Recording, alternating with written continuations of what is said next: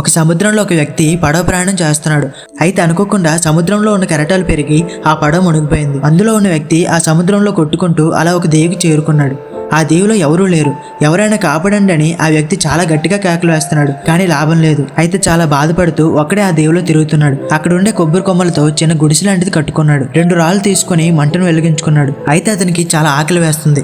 ఆహారం కోసం పక్కనే ఉన్న కొబ్బరి చెట్టు ఎక్కి కొన్ని కొబ్బరికాయలు తీసుకుని తిన్నాడు. అయితే తిన్న తర్వాత ఎవరైనా తనని కాపాడడానికి వస్తారని మళ్ళీ గట్టిగా కేకలు వేశాడు. అయినా ఎవరూ రావడం లేదు. ఆ వ్యక్తి చాలా భయపడుతున్నాడు. అతనికి ఏం చేయాలో అర్థం కావట్లేదు. అయితే ఆ రోజు రాత్రంతా భయంతో గుడిసెలో పడుకున్నాడు. అయితే పక్కనే అతను కాల్చిన నిప్పులో కొన్ని నిప్పు రవ్వలు అక్కడున్న కొబ్బరి కొమ్మలకి అంటుకుంది. అయితే అతను నిద్రమత్తులో ఆ విషయం గమనించలేదు. అలా 2వ రోజు అతను లేచి చూస్తే తన ముందు ఒక పడవలో 2 వ్యక్తులు ఉన్నట్టు చూశాడు. వాళ్ళిద్దరూ ఇతన్ని కాపాడడానికి వచ్చారు. వాళ్ళని చూసి ఇతను చాలా సంతోషించాడు. నేను ఇక్కడ ఉన్నానని మీకెలా తెలిసిందని అడిగాడు. అప్పుడు వాళ్ళిద్దరూ ఈ దీవిలో చాలా పెద్ద పొగలు రావడం చూసాం, అందుకే ఇక్కడికి వచ్చామని చెప్పారు. సో చూశారు కదా, మనందరికీ కష్టాలు నష్టాలు రావడం సహజమే. అలాగని ఎప్పుడు భయపడకూడదు, అలాగే బాధపడకూడదు.